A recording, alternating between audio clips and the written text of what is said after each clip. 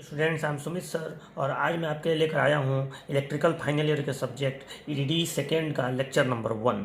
ठीक है, इस लेक्चर नंबर 1 में हम आज स्टार्ट करेंगे चैप्टर नंबर 1 जिसका नाम है contactor control circuit. Last lecture number 0 में मैंने आपको चैप्टर्स के नाम बताया था इस सब्जेक्ट का। ठीक है, तो आज हम लोग पहला चैप्टर स्टार्ट करेंगे। ये जो पहला चैप्टर है इसमें कई सारे लेक्चर्स होंगे। ठीक है, मुझे लगता है कि 6 या 7 लेक्चर होगा तब जाके ये चैप्टर कंप्लीट होगा।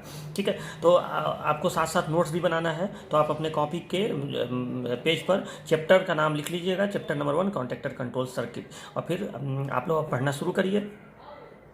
कोई ये देखते हुए नोट्स नहीं बनाएगा, मान लीजिए नोट्स किसी वजह से ना बना पा रहा हो तो मैं इसका पीडीएफ भी आपको दूंगा, मतलब अभी नहीं दूंगा, 24 घंटे बाद दूंगा। ठीक है, तो पीडीएफ भी मतलब बना बनाया आपको इसका नोट्स दूंगा। लेकिन मैं आपको यही सलाह दूंगा कि देखिए मोबाइल में चीज़ें जो होती हैं मोबाइल में ही रह जाती हैं, तो मैं आपको यही सलाह दूंगा कि आप नोट्स बना लीजिए। ठीक है, क्योंकि कॉपी पर चीज़ें आ जाएंगी तभी आप वो चीज़ें आपके दिमाग में भी आएंगी। तो इसको पढ़ते रहिए और साथ साथ में नोट्स बनाते रहिए। मैं यहाँ पर जब आपको कहूँगा कि इस चीज़ को लिखना, पहले समझ लीजिएगा, कोई भी चीज़ सुन लीजिएगा। जब मैं आपको कहूँगा कि हाँ आप इसको ऐसे लिख लीजिएगा तो उसको उसी समय वीडियो पॉज करके आप उसको वहीं पे लिख लीजिएगा। ठीक है, कॉन्टैक्टर का सबसे पहला हेडिंग है कॉन्टैक्टर। ठीक है, संपर्कक। ये कॉन्टैक्टर एक डिवाइस का नाम होता है जिसे जो इलेक्ट्रोमैग्नेटिक स्विच के रूप में काम करता है। ठीक है, कॉन्टैक्टर क्या होता है? तो कॉन्टैक्टर एक डिवाइस होता है, ठीक है, जो एक इलेक्ट्रोमैग्नेटिक स्विच के रूप में कार्य करता है। और जाहिर सी बात है, स्विच है तो ऑन और ऑफ ही होगा। ठीक, तो आप इसका डिफिनीशन क्या लिखेंगे अपने नोट्स में? तो लिखेंगे कॉन्टैक्टर एक इलेक्ट्रोमैग्नेटिक स्विच होता है जो किसी कंट्रोल सर्किट को ऑन ऑफ करता है। ठीक है, क्योंकि देखो कॉन्टैक्टर का प्रयोग हम लोग किसी ना किसी कंट्रोल के काम को करने के लिए करते हैं। जैसे मान लो इमरजेंसी लाइट में कॉन्टैक्टर लगा दिए तो जब लाइट कटेगी तो अपने आप बैटरी से जो इमरजेंसी लाइट है वो ऑन हो जाएगा। तो यहाँ पे कहीं ना कहीं आपको जो इमरजेंसी लाइट का बल्ब है या उसका जो लैंप है उसको आपको कंट्रोल करना है। ठीक, कि लाइट कटे तो अपने आप ऑन हो जाए, लाइट आए तो अपने आप वो इमरजेंसी लाइट बंद हो जाए। ठीक है, तो वैसे जगह पे हम लोग कॉन्टैक्टर का यूज़ करते हैं। तो एक छोटा सा एग्जांपल है, यूज बहुत जगह करते हैं। जहाँ भी कोई कंट्रोल का काम करना हो वहाँ हम लोग किसी कंट्रोल सर्किट को ऑन ऑफ करना हो वहाँ हम लोग कॉन्टैक्टर का प्रयोग करते हैं। तो कॉन्टैक्टर एक इलेक्ट्रोमैग्नेटिक स्विच होता है जो किसी कंट्रोल सर्किट को ऑन ऑफ करता है। यही सेंटेंस आप अपने नोट्स में लिख दीजिएगा, कॉन्टैक्टर एक इलेक्ट्रोमैग्नेटिक स्विच होता है जो किसी कंट्रोल सर्किट को ऑन ऑफ करता है। ठीक, अब चलो अब देखिए कि कॉन्टैक्टर का कंस्ट्रक्शन कैसा होता है। ठीक, मतलब इसी हेडिंग में आगे आप इसका कंस्ट्रक्शन बताएंगे कि कैसा होता है कॉन्टैक्टर। तो देखिए कॉन्टैक्टर का ये जो है ये एक डायग्राम के रूप में इसका कंस्ट्रक्शन बनाया गया है। तो देखो कॉन्टैक्टर में क्या क्या चीज़ें होती हैं इसको ज़रा सा आप समझ लीजिए। देखिए कॉन्टैक्टर में यहाँ पे आप देखिए तो एक आपको दिख रहा होगा, ये एक यहाँ लिखा हुआ है स्टेशनरी कोर। देखो कोर कभी भी उसको कहते हैं ना जिस पे बाइंडिंग किया जाए, जिस पे कॉइल लपेटा जाए, उसी को कोर कहा जाता है। ठीक, तो यहाँ ये जो चीज़ है ये जो ई टाइप का आपको दिख रहा है ये कोर है, मतलब इसमें इस पे बाइंडिंग की जाएगी और बाइंडिंग को देखो ऐसे ऐसे हैचिंग करके दिखाया जाता है। ये उसका दिखाने का बस सिंबल है। तो ये कोर हो गया स्टेशनरी कोर और ये बाइंडिंग हो गया। ठीक, उसके बाद देखिए उसके बाद यहाँ स्प्रिंग लगा के और एक आर्मेचर लगा हुआ है। आर्मेचर माने बस ऐसी चीज़ जो मूव करे उसे आर्मेचर बोलेंगे कॉन्टैक्टर के लिए। ठीक है, तो ये हो गया आपका स्टेशनरी कोर, ये हो गया कॉइल और ये हो गया आर्मेचर। आर्मेचर पे इस टाइप का एक रॉड टाइप का लगा होता है जिसे प्लंजर बुलाया जाता है। और इस प्लंजर में आप देखिए तो कॉन्टैक्ट्स लगे हुए हैं। ठीक, ये जो यहाँ पे आपको दिख रहा है, ये जो नीचे वाले कॉन्टैक्ट आपको दिख रहे हैं इसको आप कहेंगे फिक्स्ड कॉन्टैक्ट, और ऊपर जो कॉन्टैक्ट है जो प्लंजर के साथ कनेक्टेड है उसको आप कहेंगे मूविंग कॉन्टैक्ट। ठीक, यहाँ भी देखिए तो यहाँ भी आप ध्यान देखिए तो जो ऊपर कॉन्टैक्ट है, ऊपर यहाँ पे ऊपर जो कॉन्टैक्ट है, ठीक है, वो फिक्स्ड है और नीचे जो कॉन्टैक्ट है जो जाके उसमें चिपका हुआ है वो मूविंग है। ठीक, क्योंकि वो प्लंजर के साथ कनेक्टेड है, प्लंजर मूव करेगा। तो अब देखिए जब आप इस कॉइल को मैग्नेटाइज करेंगे, मतलब इसको जब डीसी सप्लाई आप देंगे, जब आपको डीसी सप्लाई दे के आप इसको मैग्नेटाइज करेंगे तो उस कंडीशन में क्या होगा, जब आप इसको मैग्नेटाइज करेंगे तो ये चुंबकित होगा तो इस आर्मेचर को खींच लेगा, और जब इस आर्मेचर को खींचेगा तो ये कॉन्टैक्ट जो है ये जो ऊपर वाला आपको जो दिख रहा है ये आके नीचे वाले में सट जाएगा, इसमें सट जाएगा। ठीक है, यहाँ पे इस तरह से समझिए कि ये जो कॉन्टैक्ट है ये वाला और ये वाला ये आके इस वाले में सट जाएगा, चिपक जाएगा, यानी ये कॉन्टैक्ट क्लोज हो जाएगा। ठीक है, इसको हम लोग टेक्निकल वर्ड में कहेंगे क्लोज हो जाएगा, यानी ये कॉन्टैक्ट कहीं ना कहीं ऑन हो जाएगा। ठीक, क्लोज होना माने ऑन होना। और यहाँ देखिए, यहाँ जो पहले से क्लोज है कॉन्टैक्ट, ये कॉन्टैक्ट नीचे वाला ये नीचे आ जाएगा तो ऊपर वाले को छोड़ देगा, यानी ये कॉन्टैक्ट ओपन हो जाएगा। ठीक, अब देखो इस कॉन्टैक्ट को मैंने नाम दिया है एनसी कॉन्टैक्ट, इसको नाम दिया है एनओ कॉन्टैक्ट। एनसी और एनओ, इसको अच्छे से आप समझ लीजिए। एनसी का फुल फॉर्म होता है नॉर्मली क्लोज्ड कॉन्टैक्ट, और एनओ का फुल फॉर्म होता है नॉर्मली ओपन कॉन्टैक्ट। ठीक, एनसी यहाँ पे नॉर्मली का मतलब क्या है, जरा इसको समझ लीजिए। देखो, जब भी ये जो कॉइल है, इसको किसी भी कॉन्टैक्टर के कॉइल को जब तक मैग्नेटाइज न किया जाए, जब तक मैग्नेटाइज न किया जाए, उस कंडीशन में कॉन्टैक्ट का जो पोजीशन होता है उसी को नॉर्मली लगाकर लिखा जाता है। जैसे अभी ये मैग्नेटाइज नहीं है तो ये कॉन्टैक्ट क्लोज है ना, तो इसको आप कहेंगे एनसी कॉन्टैक्ट। ये कॉन्टैक्ट ओपन है ना, तो इसको कहेंगे एनओ कॉन्टैक्ट। मतलब नॉर्मली ओपन कॉन्टैक्ट, सामान्य रूप से खुला रहेगा, ये सामान्य रूप से बंद रहेगा। और सीधी सी बात है कि जब आप इसको मैग्नेटाइज करेंगे तो एनओ कॉन्टैक्ट माने जो नॉर्मली ओपन है वो क्लोज हो जाएगा, ये क्लोज हो जाएगा, और जो एनसी कॉन्टैक्ट है यानी जो नॉर्मली क्लोज है वो ओपन हो जाएगा। ठीक, तो इस तरह से कॉन्टैक्ट अपना पोजीशन चेंज कर लेगा। एनओ हमेशा क्लोज होता है मैग्नेटाइज होने पर, और एनसी हमेशा ओपन होता है। और मैग्नेटाइज नहीं करेंगे तो ये एनसी है तो मतलब ये नॉर्मली क्लोज ही रहेगा। ठीक है, और एनओ है तो नॉर्मली ओपन रहेगा। यानी आप ध्यान से देखिए, तो ये इलेक्ट्रोमैग्नेट हो गया, एक ये चीज़ तो इलेक्ट्रोमैग्नेट हुआ ना, विद्युत देकर आप इसको चुंबकित कर रहे हैं तो इसी को तो इलेक्ट्रोमैग्नेट कहते हैं, विद्युत चुंबक। तो एक इलेक्ट्रोमैग्नेट है, ये इलेक्ट्रोमैग्नेट जब मैग्नेटाइज हो रहा है तो इस कॉन्टैक्ट को इस पर सटा दे रहा है। ठीक है, यानी इसको क्लोज कर दे रहा है, यानी इधर से कोई सप्लाई होगी तो वो सप्लाई को एक रास्ता मिल जाएगा इधर जाने के लिए, यानी कहीं ना कहीं जो कंट्रोल सर्किट है आपका वो ऑन हो गया। ठीक, यहाँ पे आप देखिए तो कहीं ना कहीं कंट्रोल सर्किट आपका ऑफ हो जाएगा। ठीक, तो हम लोग इस कॉन्टैक्टर से क्या किए, इसका प्रयोग हम लोग स्विच के रूप में ही करेंगे, और इससे हम लोग किसी कंट्रोल सर्किट को ऑन ऑफ कर पाएंगे। ठीक है, अब आप सोचेंगे सर तो स्विच तो हम लोग जनरली घरों में ऑन ऑफ स्विच तो होता ही है, इतनी बड़ी बात इसमें क्या है, तो ऐसा नहीं है। देखो, जहाँ भी चीज़ों को ऑटोमेटिक बनाना होता है, आप जो स्विच देखें वो सब मैनुअल है। ठीक, वो आप हाथ से आके ऑन ऑफ करते हैं। कॉन्टैक्टर का प्रयोग कई जगह ऑटोमेटिक सर्किट बनाने में करते हैं, और कई जगह मैनुअल में भी कुछ ऐसी ज़रूरत आ जाती है कि कॉन्टैक्टर का प्रयोग करना पड़ता है मोटर के स्पीड कंट्रोल में, या कई जगह मैं आपको बताऊँगा जहाँ पर आपको कॉन्टैक्टर का प्रयोग करना पड़ता है। ठीक, तो ये चीज़ें आपको समझ में आई कि ये कॉन्टैक्टर का कंस्ट्रक्शन कैसा होता है। तो यहाँ पे मतलब आपको करना क्या है कि पहले इसका परिभाषा लिख के ये फिगर बना देना है, और उसके नीचे और इसी फिगर के बगल में आप इसका सिंबल बना दीजिएगा, और फिर इसका मेन पार्ट्स लिख दीजिएगा कि कॉन्टैक्टर के मेन पार्ट्स क्या क्या होते हैं। तो देखिए, इसके मेन पार्ट्स का नाम यहाँ लिख दीजिएगा। पहला है इलेक्ट्रोमैग्नेट, दूसरा है आर्मेचर, तीसरा है फील्ड कॉन्टैक्ट, चौथा है मूविंग कॉन्टैक्ट, और पांचवा है स्प्रिंग। आपको सारा इसमें दिख रहा होगा। ठीक है, ये पूरा पार्ट इलेक्ट्रोमैग्नेट है। जो मैंने यहाँ पे इलेक्ट्रोमैग्नेट लिखा है उसमें एक कोर और कॉइल दोनों आ जाएगा, तो इलेक्ट्रोमैग्नेट हो गया। आर्मेचर यहाँ पे है ही। फील्ड कॉन्टैक्ट, देखो जो चीज़ प्लंजर से जुड़ा होता है वो मूविंग होता है, तो ये कॉन्टैक्ट मूविंग कॉन्टैक्ट है, और ये कॉन्टैक्ट मूविंग कॉन्टैक्ट है, और जो प्लंजर से नहीं जुड़ा रहेगा वो फील्ड कॉन्टैक्ट है। ठीक, तो ये इसका कंस्ट्रक्शन हो गया। अच्छा, इस कॉन्टैक्टर को हम लोग कहते हैं सोलोनॉइड टाइप कॉन्टैक्टर, यानी जिसमें भी कॉइल लगा हो उसे हम लोग सोलोनॉइड टाइप कॉन्टैक्टर कहते हैं। कुछ ऐसे भी कॉन्टैक्टर आते हैं जिसमें कॉइल वाली सुविधा नहीं होती है, तो वो अलग तरीके से होता है, जैसे क्लैपर टाइप कॉन्टैक्टर भी होता है। लेकिन देखो, आपके सिलेबस में इतना मेंशन नहीं किया है कि कॉन्टैक्टर का टाइप्स बताइए, बस आपको कॉन्टैक्टर का ये डिफिनीशन तैयार कर लेना है।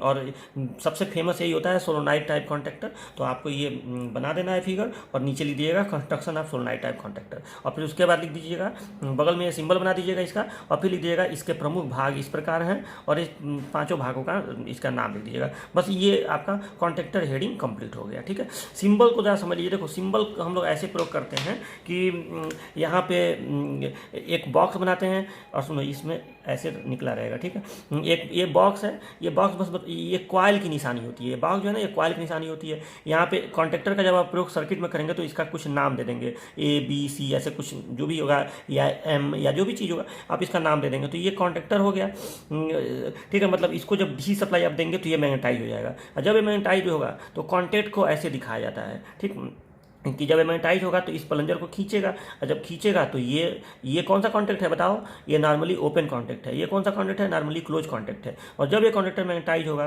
तो नॉर्मली ओपन वाले को क्या करेगा, क्लोज कर देगा, और नॉर्मली क्लोज वाले को क्या कर देगा, ओपन कर देगा। क्योंकि ये प्लंजर इधर आएगा तो इस कॉन्टैक्ट को इसमें सट जाएगा, तो ये क्लोज हो जाएगा और ये कॉन्टैक्ट ओपन हो जाएगा। तो ये सीधी सी बात है, ठीक। तो इस तरह से इसका ये कॉन्टैक्टर का सिंबल होता है। अच्छा, जब स्कीमेटिक डायग्राम में हम लोग इसका प्रयोग करेंगे ना, तो कई जगह आप देखिएगा ऐसे प्रयोग करते हैं कि कॉन्टैक्टर का ये जो कॉइल है इसको अलग दिखाते हैं और उसका कॉन्टैक्ट अलग दिखाते हैं, जैसे नॉर्मली ओपन वाला, चाहे ये नॉर्मली क्लोज वाला, ठीक। तो इसके कॉन्टैक्ट अलग से दिखाए जाते हैं। तो वो सब मैं आपको जब सर्किट बनाऊंगा तो बताऊंगा कि कैसे स्कीमेटिक डायग्राम में इसका सिंबल प्रयोग किया जाता है, ठीक। तो ये इतना बात आप कॉन्टैक्टर के बारे में समझ गए। इसको आप अपने नोट्स में वीडियो पॉज करके लिख लीजिएगा। कॉन्टैक्टर मैं आपको दिखा दे रहा हूँ। जैसे मार्केट में जब आप कॉन्टैक्टर खरीदेंगे तो इस टाइप से मिलता है, अलग अलग तरह के होते हैं। कंस्ट्रक्शन पे मत जाइएगा, किसी का बॉक्स वाइट कलर का होता है, अलग अलग कंपनियाँ अलग अलग तरीके से बनाती हैं। तो ये देखो, ये मेरे पास एक कॉन्टैक्टर है, ठीक। इस तरह का ये स्कूटी का या बाइक में इस तरह के कॉन्टैक्टर यूज़ किए जाते हैं। जब आप पुश बटन दबाते हैं ना, मतलब जो सेल्फ स्टार्ट बाइक्स होती हैं या स्कूटीज होती हैं, उनका जब आप बटन दबाते हैं तो बैटरी में, चूँकि देखो बाइक अगर हमें बैटरी होती है, मोटर होता है, तो आप सोचिए कि जब आप बटन दबाए, आप बटन दबाते हैं तो कैसे बैटरी की सप्लाई जो है वो मोटर तक पहुंच जाती होगी, ठीक है। तो उसके लिए कॉन्टैक्टर लगाना पड़ता है। तो अब इसको समझिए कि ये कॉन्टैक्टर कैसे काम करता है। तो देखो, इसको मैं खोल के आपको दिखा रहा हूँ। अब पता नहीं आपको उतना क्लियर ये नज़र आ रहा है कि नहीं, लेकिन यहाँ पे देखो, थोड़ा सा मैं इसको जूम करके आपको दिखा रहा हूँ। देखिए यहाँ पे आपको दिख रहा होगा, यहाँ पे, ठीक है। इसमें बीच में अंदर देखिए, इसमें, ठीक है, आपको दिख रहा होगा। उसमें देखो, ये नॉर्मली अभी ये मैग्नेटाइज नहीं है, ये जो अंदर का कॉइल है ये अभी मैग्नेटाइज नहीं है। तो जब ये मैग्नेटाइज नहीं है, इसको मैग्नेटाइज करने के लिए यहाँ पे जो इसका देखो, ये कॉइल का यहाँ पे कनेक्शन है ना, तो यहाँ पे आपको मैग्नेटाइज करने के लिए क्या करना पड़ेगा, इस पे आपको डीसी सप्लाई, यहाँ पे जो पिन आपको दिख रहा है, इस पे आपको डीसी सप्लाई देना पड़ेगा। जब आप यहाँ पे डीसी सप्लाई देंगे तो ये मैग्नेटाइज हो जाएगा। और जब ये मैग्नेटाइज होगा तो आप देखिए यहाँ पे, ये देखो, ये कॉन्टैक्ट आप देख रहे हैं ना, जब ये मैग्नेटाइज होगा तो ये कॉन्टैक्ट ऐसे, देखो ये नॉर्मली जो ओपन कॉन्टैक्ट है ये ऐसे नीचे वाले पैकेज सट जाएगा, ठीक। तो ये देखो, दिख रहा है ना आपको। तो ऐसे जब ये मैग्नेटाइज होगा, ये जो कॉइल है, तो वो खींच लेगा प्लंजर को, और जब प्लंजर को खींचेगा तो ये इस पर आके चिपक जाएगा, ठीक। और इस पर आके चिपक जाएगा तो बाहर का जो ये जो आपको कॉन्टैक्ट दिख रहा है ना, वो ऐसा अंदर है सेटिंग कि ये इससे क्लोज हो जाएगा, ठीक। मतलब उसके चिपकने से ये इससे शॉर्ट हो जाएगा। यानी जो भी सर्किट आपका होगा, चाहे उसको आप लैंप से जोड़े हों या जिस चीज़ से जोड़े हों, वो सर्किट आपका चालू हो जाएगा, ठीक। अब स्कूटी वगैरह में क्या होता है कि बैटरी कॉइल को मैग्नेटाइज कर, जब आप पुश बटन जब आप दबाते हैं तो ये जो बैटरी का डीसी सप्लाई है वो यहाँ पे आ जाता है, ठीक है। ये प्लस और माइनस यहाँ पे रहता है, और जब आप पुश बटन दबाते हैं तो वो सर्किट पूरा हो जाता है और कॉइल मैग्नेटाइज होता है। जब कॉइल मैग्नेटाइज होता है तो उस कंडीशन में ये इससे सट जाता है, और इसी के बीच में जो मोटर है वो लगा रहता है। और तो फिर मोटर क्या करेगा, वो मतलब जब मोटर लगा रहेगा और तो वो चलने लगेगा, ठीक है। तो इस तरह से, या इमरजेंसी लाइट में भी इसका यूज हम लोग करते हैं, इस तरह के कॉन्टैक्टर का, ठीक। कॉन्टैक्टर को अगर आपको थोड़ा और डिटेल में समझना हो तो मैं आपको एक इमरजेंसी लाइट का शॉर्टकट में, अभी बहुत डिटेल में नहीं जा रहा हूँ। तो देखो, जैसे मान लो ये कॉन्टैक्टर का कॉइल है, ठीक है। मैं डायग्राम से आपको समझा रहा हूँ। तो ये कॉन्टैक्टर का कॉइल है। अब इसको मान लीजिए कि आपने यहाँ पे प्लस और माइनस दे दिया, और ये प्लस माइनस जो है आप रेक्टिफायर के थ्रू देंगे। मतलब जो बिजली घर में आती है उसको AC को DC बना के आप यहाँ पे प्लस माइनस दिए। तो जब आप इसको प्लस माइनस देंगे तो ये कॉन्टैक्ट इसको खींच लेगा, जो कि नॉर्मली क्लोज कॉन्टैक्ट है, तो इसको खींच लेगा। तो ये कुछ ऐसे हो जाएगा ना, मतलब थोड़ा सा पीछे चला जाएगा और ये ऐसे हो जाएगा, ठीक। तब इस कंडीशन में अगर आप यहीं पे एक DC बैटरी लगा के, और मान लो कि एक बल्ब लगाए हुए हैं, मतलब इस तरह से, ठीक। तो आप खुद बताइए, जब तक बिजली रहेगी तो रेक्टिफायर यहाँ प्लस माइनस देता रहेगा, और जब तक ये प्लस माइनस देता रहेगा तब तक ये कॉन्टैक्ट पीछे की तरफ रहेगा, ये ओपन रहेगा, ठीक। ओपन रहेगा तो ये जो DC सप्लाई है बैटरी का, वो DC सप्लाई इस लैंप में नहीं जाएगा, और नहीं जाएगा तो आपका लैंप नहीं चलेगा। यानी जब तक बिजली है, मैंने प्लस माइनस यहाँ है, तब तक लैंप नहीं चल रहा है। लेकिन जैसे ही बिजली कट होगी, ये जो ओपन कॉन्टैक्ट है, ओपन कॉन्टैक्ट ये क्लोज हो जाएगा, क्योंकि ये जो कॉन्टैक्ट है नॉर्मली क्लोज है। बिजली यहाँ पे नहीं रहने पर, प्लस माइनस नहीं रहने पर ये क्लोज ही होगा। जब सप्लाई है तब ओपन हुआ है, ठीक। तो ये नॉर्मली क्लोज कॉन्टैक्ट है, अभी फिलहाल ओपन है। तो ये जो नॉर्मली क्लोज कॉन्टैक्ट है, जब आप यहाँ से कट करेंगे, माने ये तो आपने AC को रेक्टिफायर से DC बना के दिया है ना, तो जब बिजली कट होगी तो ये प्लस माइनस हट जाएगा यहाँ से। तो जब हटेगा तो ये जाके फिर सट जाएगा, सटेगा तो ये जो बैटरी से ये चीज़ आपका लैंप ऑन हो जाएगा, ठीक। तो ये यही प्रयोग हम लोग इमरजेंसी लाइट में करते हैं, ठीक है। तो ये आपको अब अच्छे से समझ, पूरा उम्मीद है कि समझ में आ गया हो कि कॉन्टैक्टर हम लोग कैसे यूज करते हैं। इसमें स्प्रिंग का भी रोल है, स्प्रिंग का भी बहुत इंपॉर्टेंट रोल है, क्योंकि जब बिजली कटेगी तो स्प्रिंग रहेगा, स्प्रिंग ही तो उसको दोबारा प्रारंभिक अवस्था में यानी नॉर्मल कंडीशन में पहुंचाएगा। जैसे आप इस कॉन्टैक्टर को मैग्नेटाइज किए तो ऐसा आर्मेचर को खींचा, फिर बिजली कट होगी तो स्प्रिंग उसको वापस प्रारंभिक अवस्था में ढकेल देगा, ठीक है। तो ये होता है आपका कॉन्टैक्टर। अगला हेडिंग जो है ये है स्पेसिफिकेशन ऑफ कॉन्टैक्टर, और ये हेडिंग आपके सिलेबस में एकदम ऐसे ही लिखा हुआ है, तो इस हेडिंग को मैं इंपॉर्टेंट बोल रहा हूँ, ठीक है। ये हेडिंग मतलब आने की संभावना ज़्यादा है। हालांकि चैप्टर का नाम कॉन्टैक्टर कंट्रोल सर्किट है, तो कॉन्टैक्टर का डिफिनीशन वगैरह भी बहुत ज़्यादा आने की संभावना रहती है, लेकिन इसको एकदम डिट्टो ऐसे ही लिखा हुआ है, ठीक है। तो स्पेसिफिकेशन ऑफ कॉन्टैक्टर, ठीक। तो कॉन्टैक्टर के क्या क्या स्पेसिफिकेशन होते हैं, मतलब रेटिंग स्पेसिफिकेशन आप जान ही रहे हैं, जैसे आप DC मशीन में पढ़ते थे मोटर का, ट्रांसफार्मर का, उसी टाइप से। तो मतलब क्या क्या डिटेल इसके साथ जुड़ा होता है, कंपनी वाले बताते हैं, वही चीज़ आपको बताना है, या खरीदते समय क्या क्या चीज़ों पे ध्यान देना चाहिए, ठीक है। कौन कौन से स्पेसिफिकेशन होते हैं, इस हेडिंग में आपको यही पढ़ना है। तो देखिए, सबसे पहला स्पेसिफिकेशन होता है मेन कॉन्टैक्ट्स, कि मतलब उस कॉन्टैक्टर में मेन कॉन्टैक्ट्स कितने हैं। तो मेन कॉन्टैक्ट में क्या क्या डिटेल रहता है, नंबर ऑफ कॉन्टैक्ट्स, कितने नंबर ऑफ कॉन्टैक्ट्स हैं, उसका वोल्टेज रेटिंग कितना है, करंट रेटिंग कितना है। या ये जो वोल्टेज रेटिंग और करंट रेटिंग है, ये नॉर्मल वोल्टेज रेटिंग और नॉर्मल करंट रेटिंग है, ठीक। मतलब नॉर्मली एक होता है ना कि इतना वोल्टेज तक आप उसको चलाएंगे तो कभी भी ख़राब नहीं होगा, चाहे आप 24 घंटा चलाएं या जो भी चलाएं, वही रेटिंग यहाँ पे दिया रहता है। तो जैसे कोई कॉन्टैक्टर है, मान लीजिए ये कॉन्टैक्टर है, ये तो इसका कॉइल है, लेकिन यहाँ पे जो ये कॉन्टैक्ट होता है, अब जाहिर सी बात है यहाँ पे भी तो वोल्टेज है। जब आप इस कॉन्टैक्ट को ये ऑन कर रहा है, ऑफ कर रहा है, इसमें जब ऑन करेगा तो इसमें करंट का फ्लो होगा, तो कुछ ना कुछ एक वोल्टेज होगा, एक करंट होगा, जिसको ये सफलतापूर्वक ऑन ऑफ कर लेगा हमेशा, ठीक है। उसी वोल्टेज रेटिंग और करंट रेटिंग को यहाँ पे बताया जाता है। तो इसको हम लोग कहते हैं मेन कॉन्टैक्ट का स्पेसिफिकेशन, ठीक। तो कॉन्टैक्टर का पहला स्पेसिफिकेशन हो गया मेन कॉन्टैक्ट। उसमें नंबर ऑफ कॉन्टैक्ट्स होते हैं। नंबर ऑफ कॉन्टैक्ट में ये बताया जाएगा कि कितने NO हैं, कितने NC हैं, ठीक। किसी किसी कॉन्टैक्टर में 3 NO 2 NC, अब वो कंपनियां अलग अलग टाइप का बनाती हैं, ठीक है। तो ये हो गया आपका मेन कॉन्टैक्ट, पहला स्पेसिफिकेशन। दूसरा स्पेसिफिकेशन होता है ऑक्सिलरी कॉन्टैक्ट, ठीक है। देखो, कॉन्टैक्टर में मेन कॉन्टैक्ट के अलावा कुछ सहायक कॉन्टैक्ट भी लगे होते हैं, ठीक है। अब इसका यूज मैं आपको आगे चल के बताऊंगा कि कैसे इसका यूज किया जाता है। तो होते एकदम मेन कॉन्टैक्ट की तरह ही ऑक्सिलरी कॉन्टैक्ट भी हैं, लेकिन इनका काम थोड़ा अलग होता है, ठीक। तो वो सब आगे मैं चल के आपको बताऊंगा। तो इसमें भी वही आएगा, नंबर ऑफ कॉन्टैक्ट, कितने ऑक्सिलरी कॉन्टैक्ट है। किसी किसी में 0 भी होता है, किसी किसी में केवल मेन कॉन्टैक्ट्स ही होते हैं। जैसे अभी मैंने आपको जो कॉन्टैक्टर दिखाया था, इसमें एक ही ऑक्सिलरी कॉन्टैक्ट तो है नहीं, एक ही कॉन्टैक्ट है और वो NO है, ठीक है। इसमें एक ही कॉन्टैक्ट है और वो कॉन्टैक्ट क्या है, नॉर्मली ओपन कॉन्टैक्ट है यहाँ पे, ठीक है। तो ये हो गया। अब देखिए, तीसरा स्पेसिफिकेशन क्या होगा, कॉइल डिटेल्स, ठीक। कॉइल का डिटेल्स मतलब कॉइल का कितने वोल्टेज से कॉइल जो है, ये DC में रहता है, ठीक है। कितने वोल्टेज से कॉइल मैग्नेटाइज होगा। जाहिर सी बात है AC में तो हो नहीं सकता है ना, AC का डायरेक्शन बदलता रहता है, तो DC से ही तो होगा, तभी तो उसको मैग्नेटाइज करके एक तरफ वो खींच लेगा। तो ये जो कॉइल डिटेल, इसमें जनरली वही रहता है कि कितने वोल्ट DC से कॉइल मैग्नेटाइज होगा, उसका मैग्नेटाइजिंग वोल्टेज वगैरह इसमें शामिल रहता है। अच्छा, मेकिंग कैपेसिटी, देखो कॉन्टैक्टर का काम होता है ऑन ऑफ करना। आप सबको पता है कि ऑन को कहते हैं सर्किट को मेक करना, और ऑफ को कहते हैं सर्किट को ब्रेक करना। तो कॉन्टैक्टर मेक और ब्रेक का काम करता है, मेक और ब्रेक, ये ठीक है, वही ऑन और ऑफ बोलते हैं उसको। तो किसी कंट्रोल सर्किट को मेक करेगा चाहे ब्रेक करेगा।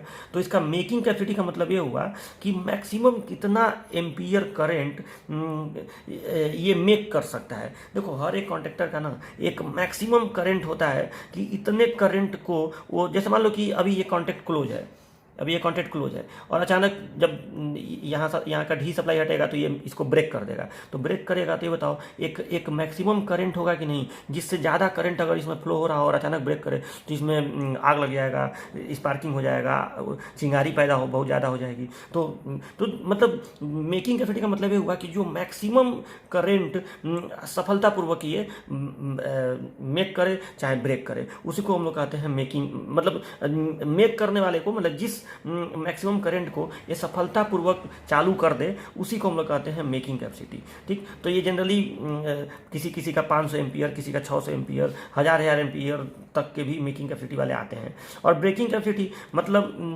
ब्रेकिंग कैपेसिटी का मतलब ये हुआ कि वह मैक्सिमम करंट जिसको ये सफलतापूर्वक ऑफ कर दे यानी ब्रेक कर दे।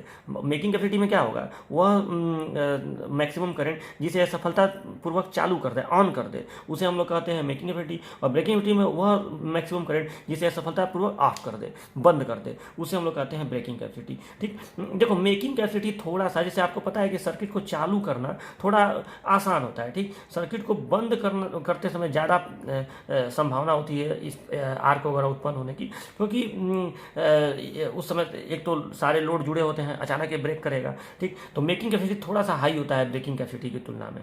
ठीक, तो ये आपको समझ में आ गया कि मेकिंग कैपेसिटी ब्रेकिंग कैपेसिटी क्या है। बस आपको ऐसे ही एग्जाम में आएगा ये हेडिंग, तो बस आपको ये नाम बता देना है, सबका डिटेल नहीं बताना है बस, क्योंकि ये तो अलग अलग कंपनियों का अलग अलग कॉन्ट्रैक्टर आते हैं, तो इसमें आप किसका डिटेल लिखेंगे, बस ये बता देना है कि स्पेसिफिकेशन में ये सब शामिल होता है, लेकिन थोड़ा समझ लेना है आपको कि क्या ये होता है। अच्छा, छठवां स्पेसिफिकेशन है पिकअप टाइम। पिकअप टाइम क्या होता है कि जैसे कोई भी कॉन्ट्रैक्टर जब मैग्नेटाइज हो जाता है, माने उसके कॉइल को चुंबकित कर दिया जाता है, तो जब वो चुंबकित हो जाता है तो कुछ समय लेता है प्लंजर को खींचने में। ठीक है, माने कॉन्टैक्ट को अपना पोजीशन चेंज करने में थोड़ा समय लगता है, उसी को हम लोग कहते हैं पिकअप टाइम। ये होता है, मतलब वो भले नैनो सेकेंड माइक्रो सेकेंड में लगे, जब वो मैग्नेटाइज हो जाएगा तो खींचने, चूंकि इसमें स्प्रिंग है ना, तो स्प्रिंग अगर टाइट होगा तो थोड़ा सा समय नहीं लगेगा खींचने में। ठीक है, तो उसको हम लोग कहते हैं पिकअप टाइम। और ड्रॉप ऑफ टाइम क्या होता है कि जब आप कॉन्टैक्टर को डीमैग्नेटाइज करते हैं, मतलब उसके कॉइल को डीमैग्नेटाइज करते हैं, तो जो कॉन्टैक्ट है वो प्रारंभिक अवस्था में जाने में भी थोड़ा समय लगता है। ये टाइम ज़्यादातर स्प्रिंग के हार्ड रिजिडिटी पर डिपेंड करता है कि स्प्रिंग कितना स्टीफ है, कितना कड़ा स्प्रिंग है, उस पर यह डिपेंड करता है पिकअप टाइम और ड्रॉप ऑफ टाइम। ठीक है, तो आपको समझ में आया ना पिकअप टाइम क्या होता है कि मतलब जब आप कॉन्टैक्टर को मैग्नेटाइज किए तो कितना देर बाद कॉन्टैक्ट अपना पोजीशन चेंज किया। और ड्रॉप ऑफ टाइम क्या होता है, जब आप कॉन्टैक्टर को डीमैग्नेटाइज किए तो कितना देर बाद कॉन्टैक्ट अपना पोजीशन चेंज किया। ठीक है, तो ये पिकअप टाइम और ड्रॉप ऑफ टाइम हो गया। और इसके बाद वेट, कंपनियां वेट भी बताती हैं कि इस कॉन्ट्रैक्टर का वेट कितना है। और 9वां स्पेसिफिकेशन है, ये तो बहुत आसान है, date and year of manufacturing, कब ये बना है, किस वर्ष में बना है। और अंतिम स्पेसिफिकेशन होता है नेम ऑफ मैन्युफैक्चरर, मैंने किस कंपनी ने इसको बनाया है, निर्माणकर्ता का नाम। ठीक है, तो आपको अपने नोट्स में ऐसे ही ये पूरा हेडिंग जो है स्पेसिफिकेशन वाला ऐसे ही बस बता देना है, एग्जाम में आएगा तो ऐसे ही लिख दीजिएगा। ठीक है, अगर बहुत ज़्यादा नंबर का आ गया तो थोड़ा बहुत चाहें तो इन सबों का आप परिभाषा भी लिख सकते हैं, लेकिन उसकी कोई ज़रूरत नहीं है। तो ये हेडिंग आपका कॉन्ट्रैक्टर और स्पेसिफिकेशन ऑफ कॉन्ट्रैक्टर आपका कंप्लीट हो गया। देखिए, अब आपका अगला हेडिंग है DOL starting of 3 phase induction motor. देखो मैंने इस चैप्टर का नाम क्या है, कॉन्ट्रैक्टर कंट्रोल सर्किट्स। मतलब इस चैप्टर में 7-8 टाइप के आपको सर्किट बोला है कि मतलब आप इन चीज़ों का कंट्रोल सर्किट बनाइए। खास करके उसमें कॉन्ट्रैक्टर तो कंट्रोल सर्किट में लगा ही होता है। ठीक है, इसलिए इस चैप्टर का नाम है कॉन्ट्रैक्टर कंट्रोल सर्किट। तो जैसे आपको कोई मोटर है, कोई 3 फेज इंडक्शन मोटर है, तो DOL का मतलब क्या होता है, डायरेक्ट ऑनलाइन स्टार्टर। ठीक है, डायरेक्ट ऑनलाइन इसका फुल फॉर्म होता है DOL का। तो कोई 3 फेज इंडक्शन मोटर हो, उसको आप सीधे अगर DOL स्टार्टर द्वारा स्टार्ट करना चाहते हैं तो उसका पावर डायग्राम या स्कीमेटिक डायग्राम कैसे बनेगा वो आपको बताना है। ठीक है, और भी इसमें देखो, अब इसमें लाइन्स ऐसे ही चलेगा ये इस सब्जेक्ट चैप्टर में कि पहले आपको DOL स्टार्टिंग का कर देना है, फिर इंडक्शन मोटर का डायरेक्शन कैसे चेंज करेंगे घूमने का, उसका सर्किट बनाना है। सबका सर्किट आपको बना के बताना है और थोड़ा बहुत उसको लिख देना है, समझ लेना है। ठीक है, तो देखिए सबसे पहले 3 फेज इंडक्शन मोटर का जो DOL स्टार्टिंग है, मतलब डायरेक्ट ऑनलाइन स्टार्टर के माध्यम से स्टार्टिंग जो होता है वो कैसे होता है, इसको समझिए। जो इंडक्शन मोटर होता है, थ्री फेज इंडक्शन मोटर, उसको जब ऑन ऑफ करना होता है ना, तो जैसे आप आटा चक्की वाले जो रखते हैं, छोटे मोटे इंडस्ट्रियल पर्पज से जब आप देखेंगे तो वहाँ पे एक बॉक्स लगा होता है, ठीक है, जिसमें पुश बटन लगे होते हैं, ठीक। उसको जाके प्रेस करेंगे, और प्रेस करेंगे, देखो पुश बटन में क्या होता है, आप प्रेस करके हट जाएंगे, प्रेस करेंगे और छोड़ देंगे तो वो बटन प्रारंभिक अवस्था में आ जाता है। लेकिन फिर भी अगर कोई ऑन पुश बटन है, उसको आप दबा के छोड़ भी देंगे तो भी मोटर घूमता रहता है। अगर कोई ऑफ पुश बटन है, उसको आप दबाए, हट गए तो वो प्रारंभिक अवस्था में पुश बटन आ ही जाएगा, लेकिन फिर भी मोटर जो है वो बंद हो जाएगा। ऑन वाला दबाएंगे, हट जाएंगे तो भी मोटर चलता रहेगा, ऑफ वाला दबाएंगे, हट जाएंगे तो तुरंत मोटर ऑफ हो जाएगा, ठीक। तो ये चीज़ें कैसी होती हैं, यही आपको इस हेडिंग में बताना है। तो सबसे पहले तो जो DOL स्टार्टर होता है, इसको एक बात ये समझ लीजिए कि DOL स्टार्टर केवल मोटर का ऑन ऑफ करता है और मोटर को प्रोटेक्शन प्रदान करता है, इसके अलावा कोई और काम नहीं करता है। जैसे स्टार डेल्टा है तो वो थोड़ा अलग काम भी करता है, ठीक है, लेकिन जो DOL स्टार्टर है वो वन एंड ओनली मोटर को ऑन ऑफ करेगा पुश बटन के थ्रू, और उसको प्रोटेक्शन प्रदान करेगा, ओवरलोड प्रोटेक्शन उसको प्रदान करेगा, ठीक है। तो इस स्टार्टर में क्या क्या होता है, कैसे कैसे होता है, इसको आप समझ लीजिए। पहले पावर डायग्राम देखिए। पहले पावर डायग्राम क्या होता है, तो पावर डायग्राम ऐसा डायग्राम होता है जो केवल ये बताता है कि पावर का फ्लो किधर से किधर होगा, ठीक है, मतलब पावर कहाँ से आएगा। इस डायग्राम से आपको ये नहीं पता चलेगा कि वायरिंग कैसे होगा। देखो वायरिंग डायग्राम बहुत टफ होता है, ठीक है। EDD फर्स्ट में आप सुने होंगे मल्टी लाइन डायग्राम, जिसको वायरिंग डायग्राम बोलते हैं, तो वो देख के समझना बड़ा भारी होता है। हाँ, वायरिंग करने के लिए आसान होता है, लेकिन उससे आप काम को नहीं समझ सकते हैं। समझने के लिए या तो पावर डायग्राम बनाया जाता है, नहीं तो स्कीमेटिक डायग्राम बनाया जाता है। सबसे अच्छा स्कीमेटिक होता है समझने के लिए। पावर डायग्राम से आपको डायरेक्शन पता चल जाएगा कि हाँ, पावर पहले यहाँ है, फिर इस डिवाइस में, फिर इस डिवाइस में ऐसे पावर का फ्लो होगा और ऐसे आपका कंट्रोल होगा, ठीक है। तो अब इसको समझिए। देखो, तो ये DOL स्टार्टिंग का पावर डायग्राम बताया गया है। देखिए इसमें क्या क्या है, तो इसमें दिखाया गया है कि ये ऊपर 3 फेज सप्लाई है, तीनों से ये आया।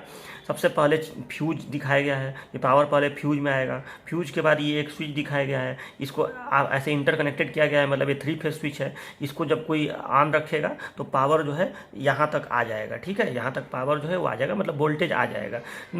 अगर आपको मोटर को चलाना है तो पहले इस स्विच को तो आप ऑन कर ही देंगे। मान लीजिए आप दिन भर फैक्ट्री में काम करना है, मोटर चलाना है, तो इसको पहले जाके आप ऑन कर देंगे। उसके बाद पुश बटन दबाएंगे तो ऑन होगा, पुश बटन दबाएंगे तो ऑफ होगा। हाँ, शाम को आप जब निकलेंगे वहाँ से तो इस स्विच को भी ऑफ कर देंगे, ताकि पुश बटन दबाने उबाने से भी कुछ ना हो, ठीक है।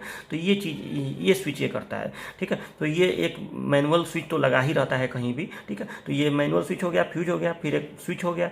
उसके बाद ये कॉन्टेक्टर देखिए, जो अभी मैं आपको पढ़ाया था थोड़ी देर पहले, ये उसका सिंबल है। देखिए यहाँ पे कॉन्टेक्टर का नाम M लिखा गया है, चूँकि ये मोटर को चलाने के लिए है तो नाम इसका M लिखा गया है। तो ये कॉन्टेक्टर हो गया। कॉन्टेक्टर में आपको 3 कॉन्टेक्ट यहाँ पे दिख रहे हैं ना, 3 कॉन्टेक्ट यहाँ पे हैं। अब ये जो 3 कॉन्टेक्ट हैं यहाँ पे,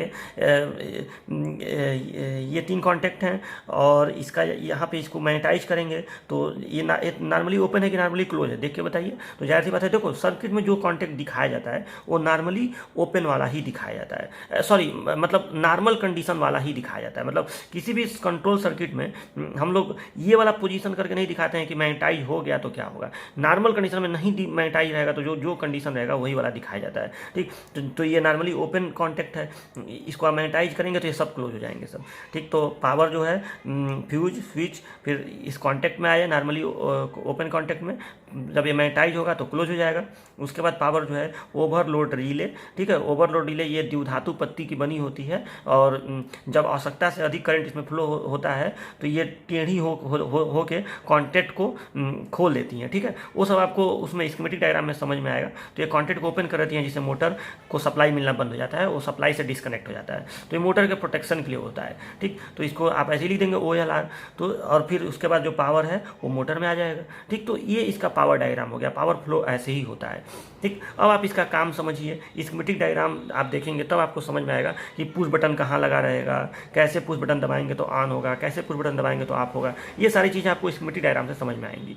तो जनरली देखो 3 डायग्राम कभी भी बनाया जाता है, पावर डायग्राम, स्कीमेटिक डायग्राम और वायरिंग डायग्राम। लेकिन वायरिंग डायग्राम आपके सिलेबस में नहीं आपको बनाना है, क्योंकि वायरिंग डायग्राम बहुत टफ हो जाता है। सबका वायरिंग डायग्राम बनाना बहुत टफ होता है, ठीक है। तो वो चीज़ें, और उससे कुछ समझ में नहीं आता है। वायरिंग डायग्राम का प्रयोग तब करते हैं जब आपको रियल में वायरिंग करना हो, ठीक। तो अब इसका स्कीमेटिक डायग्राम देखिए।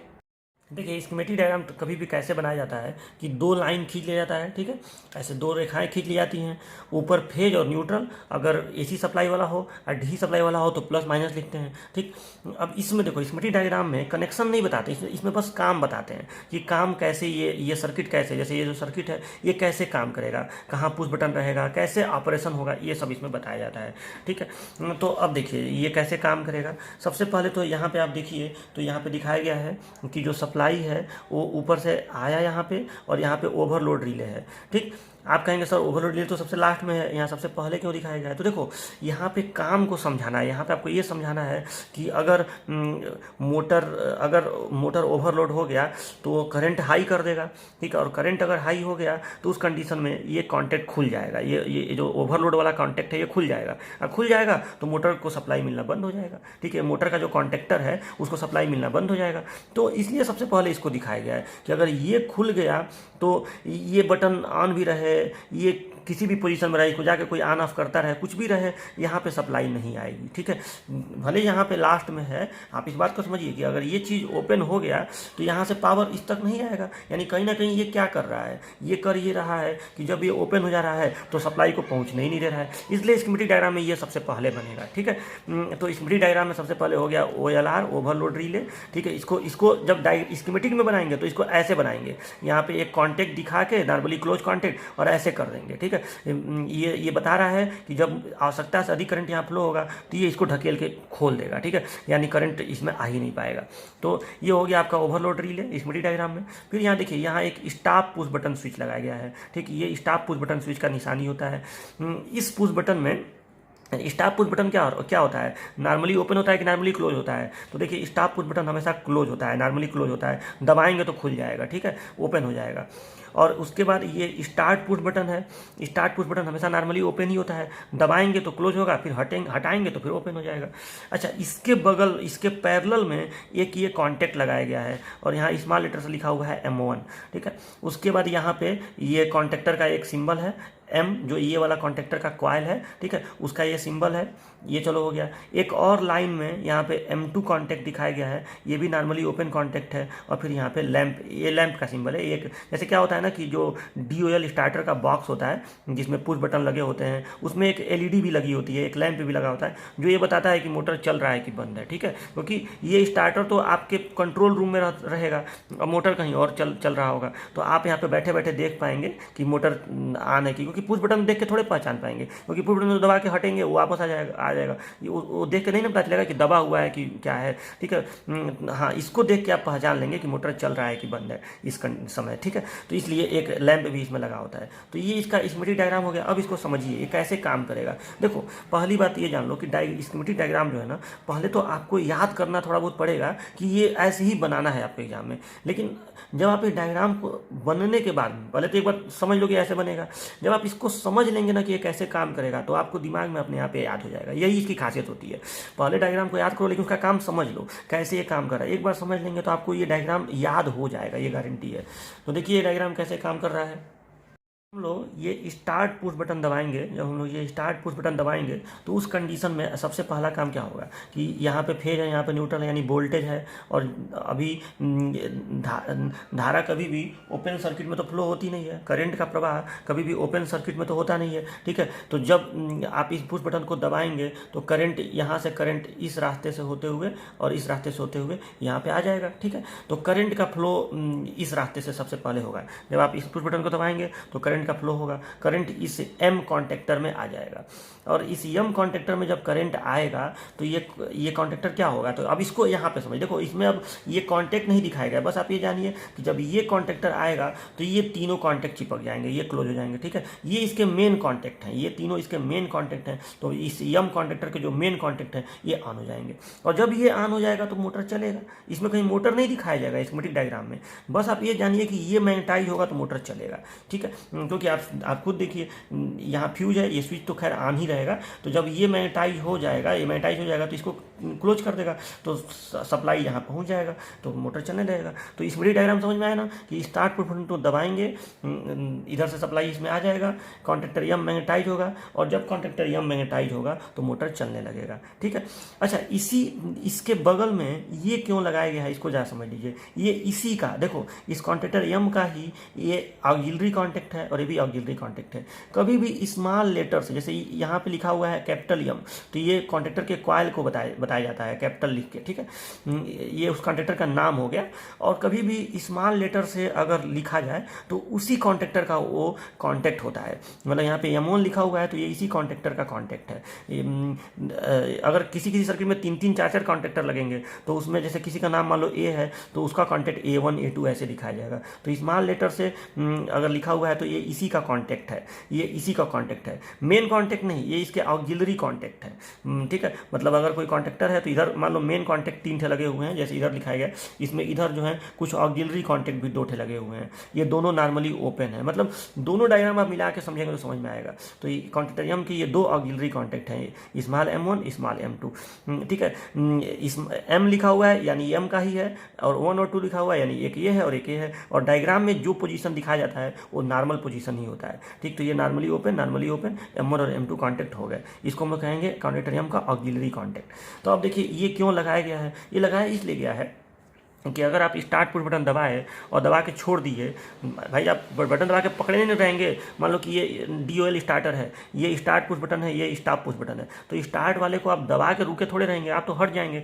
तो जैसे ही हटेंगे, अगर ये चीज़ न लगाया जाए तो यहाँ से सप्लाई आया, कॉन्टैक्टर यम मैग्नेटाइज हुआ, और जब मैग्नेटाइज होगा तो ये मोटर चलेगा। लेकिन जैसे ही छोड़ेंगे ये डीमैग्नेटाइज हो जाएगा, मतलब ये कॉन्टैक्टर डीमैग्नेटाइज हो जाएगा, यानी कॉन्टैक्ट ओपन हो जाएंगे और फिर मोटर बंद हो जाएगा। तो ऐसा तो होना नहीं चाहिए ना, ये कि बटन दबाए रहे चल रहा है, छोड़े तो मोटर बंद हो गया। आप दबा के हट भी गए तो मोटर को चलते रहना चाहिए। ठीक है, तो इसके लिए यहाँ पे पैरेलल में इसी का कॉन्टैक्ट लगा दिया जाता है। तो जब ये कॉन्टैक्टर मैग्नेटाइज होगा तो इन तीनों को क्लोज करेगा, लेकिन साथ में इसको भी क्लोज कर देगा। ठीक है, इसको भी। तो जब ये क्लोज हो जाएगा उसके बाद आप इस बटन को छोड़ भी देंगे तो करंट को एक अलग रास्ता यहाँ से मिला रहेगा। बात समझे ना, करंट को एक अलग रास्ता यहाँ से मिला रहेगा और ये मैग्नेटाइज ही रहेगा, भले आप इस बटन को छोड़ दीजिए। इसको लैच करना कहते हैं, ऐसे चीज़ों को हम लोग लैच करना कहते हैं। मतलब ये कॉन्टैक्टर लैच हो गया। ठीक, तो ये आपको अपने ही कॉन्टैक्ट के थ्रू ये लैच हो गया। ठीक, तो अब इसको सप्लाई इधर से मिलती रहेगी। ठीक, और ये बताओ ये इसी का कॉन्टैक्ट है M2, तो जब ये मैग्नेटाइज होगा तो ये भी तो क्लोज हो जाएगा। जब तक ये मैग्नेटाइज रहेगा, पहली बार में स्टार्ट आप दबाए तो ये मैग्नेटाइज हुआ, ये मैग्नेटाइज हुआ तो ये चिपक गया, ये चिपक गया, तो अब करंट के पास 2 रास्ते हो गए ना, एक रास्ता ये और एक रास्ता यहाँ से होके इधर से। अब आप इस बटन को छोड़ देंगे तो पूरा का पूरा करंट इस रास्ते से फ्लो होता रहेगा। ठीक है, और साथ में ये भी चिपक जाएगा क्योंकि इसी का ये ऑक्सिलरी कॉन्टैक्ट है। ये चिपक जाएगा तो ये लैंप आपका जलता रहेगा, ये बताएगा कि ये मैग्नेटाइज है यानी मोटर चल रहा है। ठीक, तो ये समझ में आया। और अब देखिए, अब कोई भी इस स्टॉप पुश बटन को अगर दबा दे, मतलब इस बटन को दबा दे, तो जैसे ही दबाएगा तुरंत, चूँकि यहाँ से करंट का प्रवाह ऐसे हो रहा है। ठीक, तो ये चीज़ अगर खुल गया तो करंट यहाँ से इधर जाना बंद कर देगी, तो ये डीमैग्नेटाइज हो जाएगा। और एक बार ये डीमैग्नेटाइज हो जाएगा, मतलब ये खुला, ये डीमैग्नेटाइज हुआ, उसके बाद आप इस बटन को छोड़ भी देंगे, ये प्रारंभिक अवस्था में आ भी जाएगा तो भी ये मैग्नेटाइज नहीं होगा, क्योंकि स्टार्ट पुश बटन तो खुला हुआ है ना। ठीक है, ध्यान से समझिएगा। जब आप इसको दबा के छोड़े, ये वापस आया, तो जब आप इसको दबाए तो ये डीमैग्नेटाइज हो गया, यानी ये ओपन हो गया, ये ओपन हो गया। उसके बाद अगर ये प्रारंभिक अवस्था में आ भी जाए तो करंट यहाँ से यहाँ तक आ भी जाए तो यहाँ रास्ता नहीं है और यहाँ रास्ता नहीं है। अब तो जब तक आप स्टार्ट पुश बटन फिर दबाएंगे नहीं तब तक मोटर ऑन नहीं होगा। और ये डीमैग्नेटाइज हो गया तो ये भी डीमैग्नेटाइज होगा, लैंप बंद हो जाएगा। ठीक है, यानी इसमें ये काम हो रहा है कि नहीं, स्टार्ट दबाओ, यम मैग्नेटाइज, मोटर चला, LED ऑन हो गई, बटन को छोड़ भी दिए तो मोटर चलता रहा, और खाली जाके पुश बटन स्टॉप वाला दबाए तो मोटर बंद हो गया। ये नहीं है कि आपको दबा के स्टॉप वाला पकड़े रहना पड़ेगा, छोड़ दिए तो भी वो बंद हो गया। अब अगली बार स्टार्ट फिर दबाएंगे तभी मोटर ऑन होगा, समझे। तो ये DOL स्टार्टर होता है। और अगर ओवरलोड की स्थिति आएगी कभी मोटर पे, मान लो मोटर पे लोड ज़्यादा हो गया, ठीक है, आवश्यकता से अधिक मैकेनिकल लोड, मोटर में मैकेनिकल लोड ज़्यादा हो गया तो करंट ज़्यादा लेने लगेगा। तो अगर ज़्यादा करंट लेगा तो ये जो कॉन्टैक्ट है ओवरलोड वाला, ये ओपन हो जाएगा, और ये भले क्लोज रहे, ये भले ओपन रहे, कुछ भी रहे, सप्लाई बंद हो जाएगी। अब उसके बाद आप जाकर लोड आप देखिए कि क्यों ट्रिप किया है, उसके बाद आप जब उसको लोड कम कर लीजिए तो फिर जाके स्टार्ट पुश बटन दबाएंगे तभी ऑन होगा।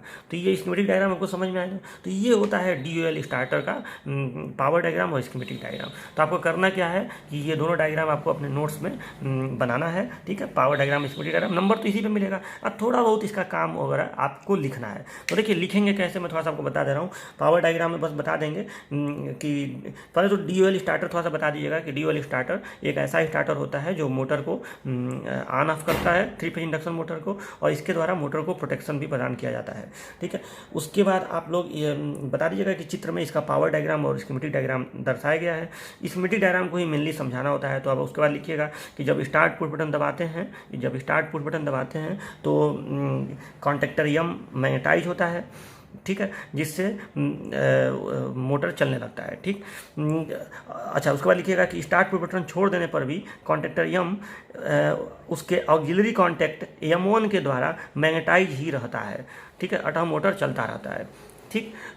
और उसका लिखिएगा जब स्टॉप पुश बटन दबाते हैं तो कॉन्टेक्टर M डीमैग्नेटाइज हो जाता है, जिससे मोटर बंद हो जाता है। बहुत ज़्यादा डिटेल में लिखने की जरूरत नहीं है, बस इतना लिख दीजिएगा। तो ये सब आप कर लेंगे। तो चलिए आज इस लेक्चर में मैं इतना ही रहने दे रहा हूँ, और मैं अब नेक्स्ट लेक्चर में जब आपसे मिलूँगा तो आपको आगे की चीज़ शुरू करूँगा। अब देखो, अब ऐसे ही हर मतलब टॉपिक में आपको जो भी टॉपिक इसके बाद पढ़ना है उन सभी टॉपिक्स में इसी तरह से रहेगा कि एक कोई सर्किट रहेगा, जैसे इंडक्शन मोटर का डायरेक्शन चेंज करना, उसका प्लगिंग करना, इस तरह से कोई सर्किट रहेगा, उसका आपको पावर स्कीमेटिक ऐसे डायग्राम बना देना है। किसी का केवल स्कीमेटिक डायग्राम ही बनेगा, पावर भी नहीं बनेगा, ठीक है, वो मैं बताऊंगा। तो बस आपको सर्किट बना के, डायग्राम बना के उसके बारे में थोड़ा सा समझा देना है। और देखो इसमें दिक्कत क्या आती है ना बच्चों को कि स्कीमेटिक डायग्राम जो है एक बार आपको समझाना पड़ेगा, ठीक है, मतलब एक बार आपको मुझसे समझ लेना पड़ेगा। ऐसे आप डायग्राम स्कीमेटिक वाला देखेंगे तो आपको कुछ समझ में नहीं आएगा कि ये डायग्राम काम कैसे कर रहा है, और वो जब तक आपको काम नहीं समझ में आएगा तब तक वो आपको याद नहीं होगा, यही इसमें दिक्कत होती है। तो पहले आप अभी तो ये बहुत सिंपल था ना, बहुत सारे कॉम्प्लिकेटेड डायग्राम भी आएंगे, ठीक है, तो उसको आप एक बार समझ लीजिएगा। समझ लेंगे तो उसके बाद आपको कोई समस्या नहीं आएगी, आप उसको आराम से बना ले जाएंगे, ठीक है। तो मिलते हैं नेक्स्ट लेक्चर में, लेक्चर नंबर 2 में, और नेक्स्ट कॉन्टैक्टर कंट्रोल सर्किट हम लोग पढ़ेंगे। तब तक के लिए अपना ध्यान रखिए। Bye bye, take care.